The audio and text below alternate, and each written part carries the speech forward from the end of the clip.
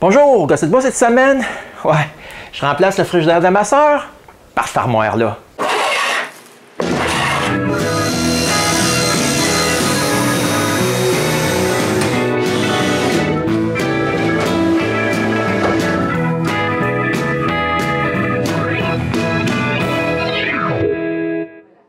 Ouais, ma soeur, là, s'est acheté un nouveau frigo.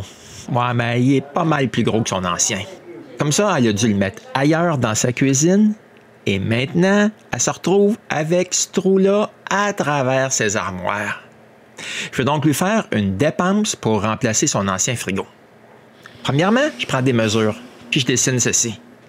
Ouais, mais faites pas comme moi. Prenez les mesures en centimètres. Ça va vous sauver bien du trouble si vous voulez ajouter à une cuisine moderne déjà toute faite. Maintenant, je peux commencer. En passant, c'est la première fois que je fais un caisson de mélamine pour une cuisine. Ouais, c'est probablement pas comme ça que les pros travaillent. La première chose à faire, c'est de couper tous les morceaux à la grosseur de mon plan.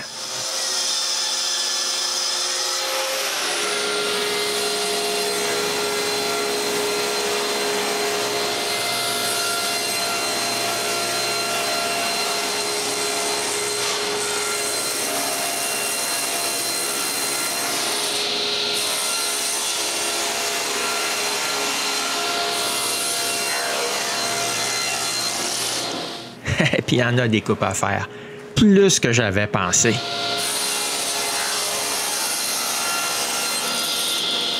Mais pour m'assurer que les côtés et l'arrière soient à la même longueur, je coupe les 3 morceaux en même temps. Ensuite, je peux couper l'entaille pour le coup de pied. Je commence par faire une coupe grossière à 6 sauteuses juste à côté de mon patron. Ensuite, je finis la job avec la toupie et une fraise à copier.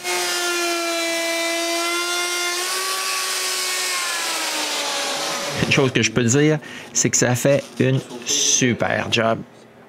Il faut juste mettre le coin carré maintenant. Ça, c'est la dernière chose que j'ai pu faire pendant la première journée. Les armoires de ma sœur sont de cette couleur. Je teins donc plusieurs longueurs de champ pré-encollées. Ouais, j'essaie de trouver la couleur qui est le plus près de celle de sa cuisine. J'ai aussi besoin de chaîne solide.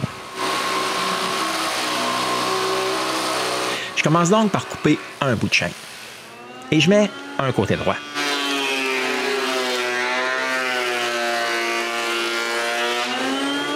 Ouais, ce bois-là, il est bien trop épais. Je le refais un peu plus mince.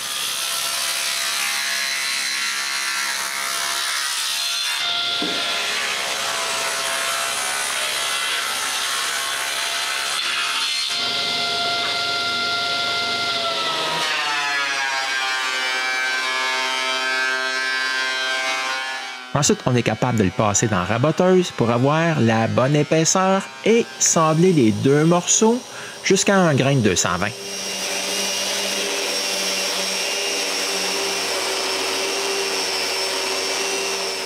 Ensuite, je peux appliquer la même teinture ces 2 morceaux. Quand j'ai fini, je laisse ça sécher.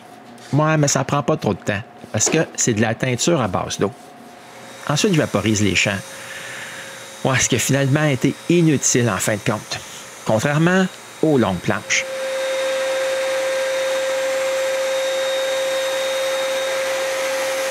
Quand j'ai fini de vaporiser, on déplace le tout au sous-sol, loin de la poussière, parce que j'ai besoin d'en faire.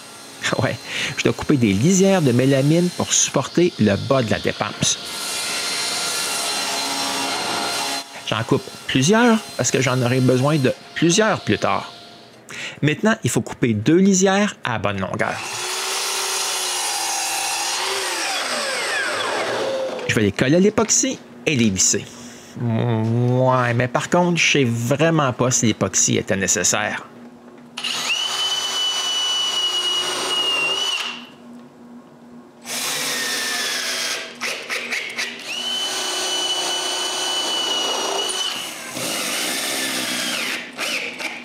Mais avant de faire l'assemblage du caisson, je veux percer les trous pour les tablettes.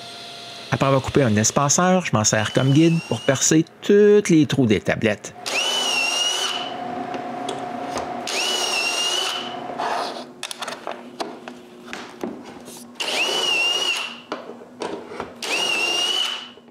Après tout ça, le vernis est sec. Je passe un tampon abrasif partout et vaporise une deuxième couche.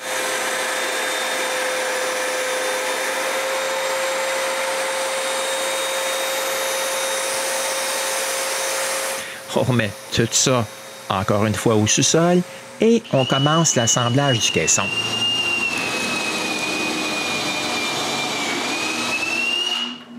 Le tout sera retenu en place avec des vis d'assemblage. Pour m'assurer que tout est percé bien droit, j'utilise le gabarit que j'ai fait pour percer des trous.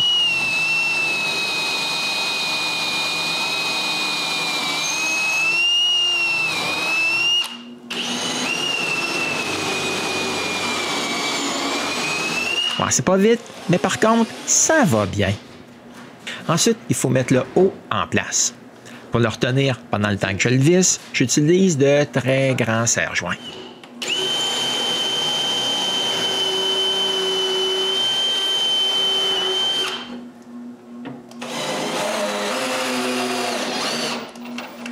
Par contre, pour visser le bas, je dois mettre le caisson debout. J'utilise une des lisières que j'ai coupées en trop pour marquer l'endroit où il y a le fond et je perce pour les vis.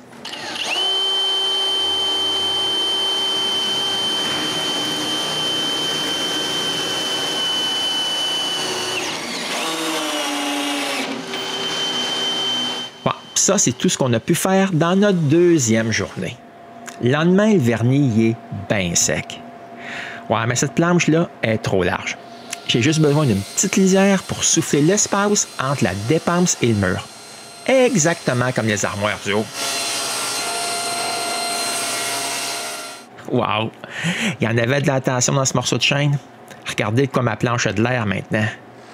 Ensuite, je coupe l'autre bout, juste un peu plus long que la largeur de la tablette centrale qui est fixe.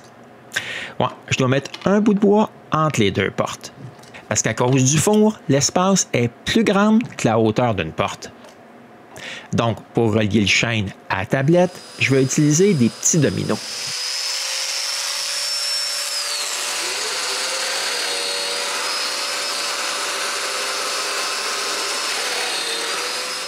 Moi, mais je ne colle pas ça tout de suite en place, parce que je veux coller une deuxième épaisseur à l'arrière. Je mets donc la tablette à sa place avec les dominos et je colle l'autre bout de bois exactement à l'endroit où il doit aller. Pour m'assurer qu'il ne bouge pas, je mets quelques petits clous qui n'ont pas de tête. Avant d'enlever mon collage, je prends le temps de marquer la largeur exacte à laquelle je devrais couper le chêne plus tard. Ensuite, j'enlève ça de la tablette et je mets des serres. Et là, on doit tout démonter. On fait ça dans l'ordre inverse qu'on l'a assemblé. Quand on a fini, la colle est suffisamment sèche pour que je puisse couper mon collage à sa bonne grosseur.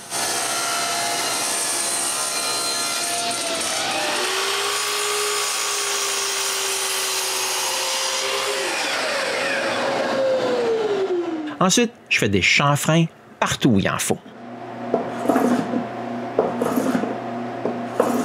Pour finalement atteindre les parties qui vont être visibles. Pendant que la teinture sèche, je peux coller les champs, ces panneaux de côté.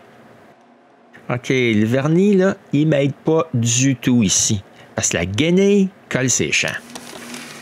Je continue avec du papier de parchemin. Et maintenant, catastrophe. Quand j'utilise l'outil pour couper les champs pré-encollés, ben, les couteaux suivent le grain de chêne et j'arrache tout. Voici le résultat. Ouais, il faut que je recommence. On enlève ce que je viens tout juste de coller et je colle le deuxième.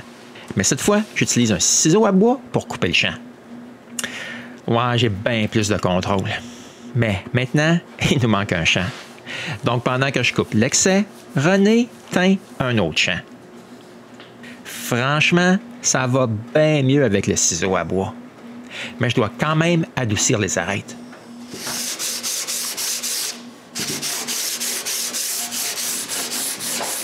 Après toutes ces aventures, la teinture est sèche et je peux finir de vaporiser l'avant de la tablette centrale.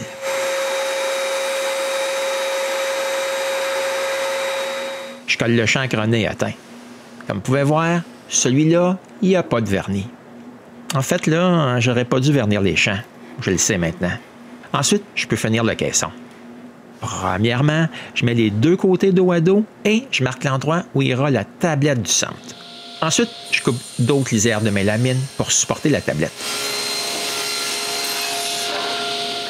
Je connais un champ de plastique blanc dessus. Ouais, mais par contre, l'outil pour les couper ici marche super bien. Maintenant, on peut visser ça en place. Comme la dernière fois, je les colle aussi avec l'époxy.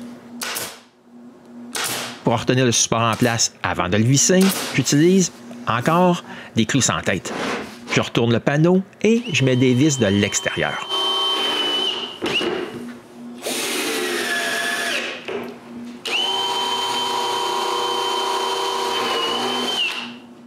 On peut finalement coller le bout de chaîne à la tablette centrale.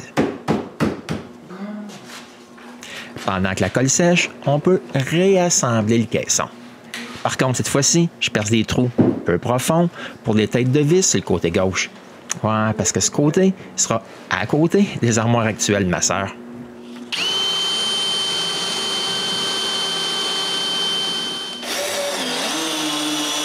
Moi, mais j'ai pas vraiment besoin de le faire ailleurs. Le support de la tablette, il est parfait. Moi, par contre, vu que j'ai ajouté du chêne à l'avant, ma tablette est trop profonde. Je protège donc le vernis et la coupe plus courte. C'est parfait maintenant. Il reste juste à visser ça en place.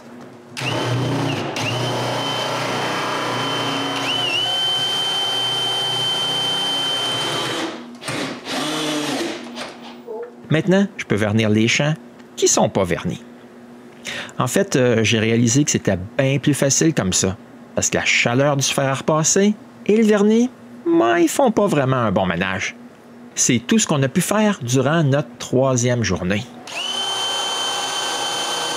Le lendemain, je commence par visser des bouts de mélamine pour souffler le côté droit, où il y a un petit espace entre le caisson et le mur.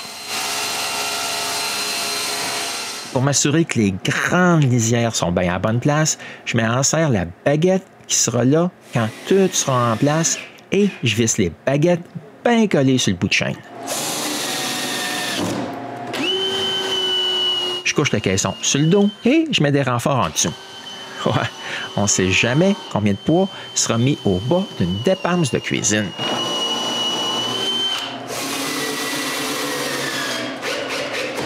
Ensuite, c'est le temps de s'occuper des 3 tablettes.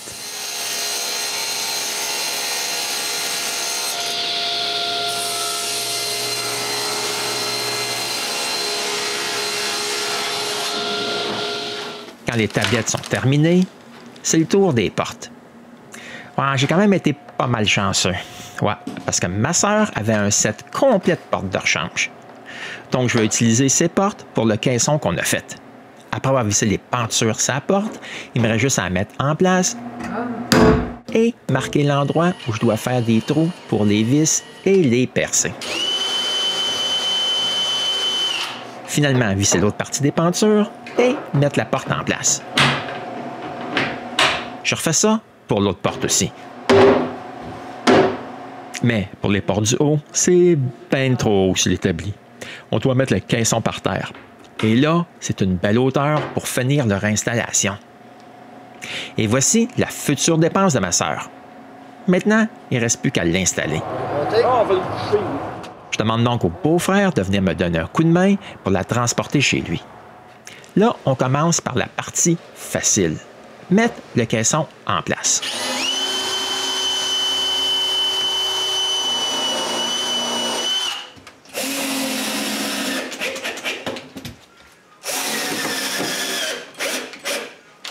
Ouais, parce qu'après, il y a pas mal d'ajustements à faire.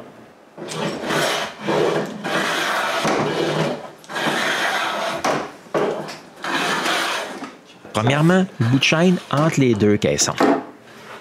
Ensuite, il faut couper la petite lisière étroite que j'ai faite à la bonne longueur.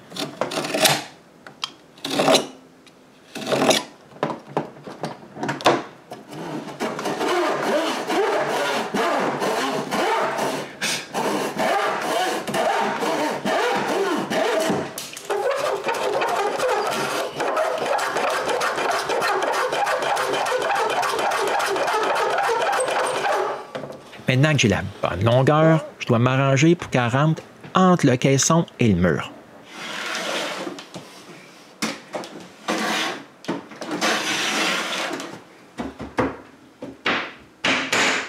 Après un bon petit bout à varloper, elle rentre à sa place.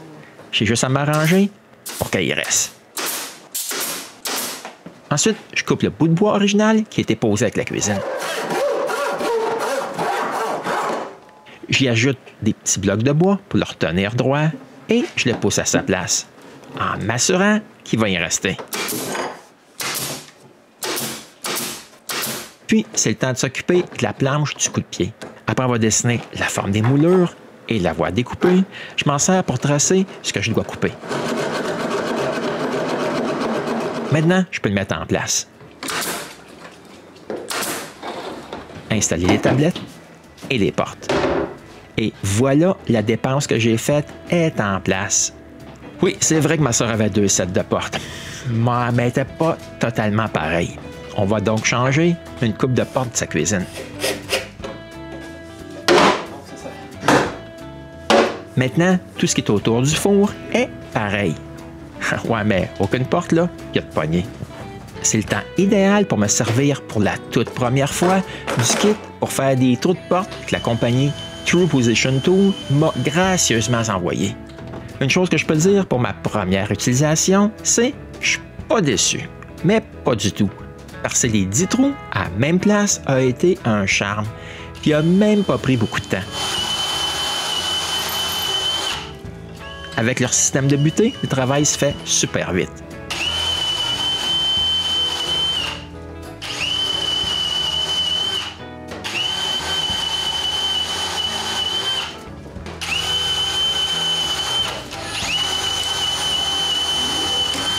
Ouais, mais il reste quand même à reposer les poignées maintenant.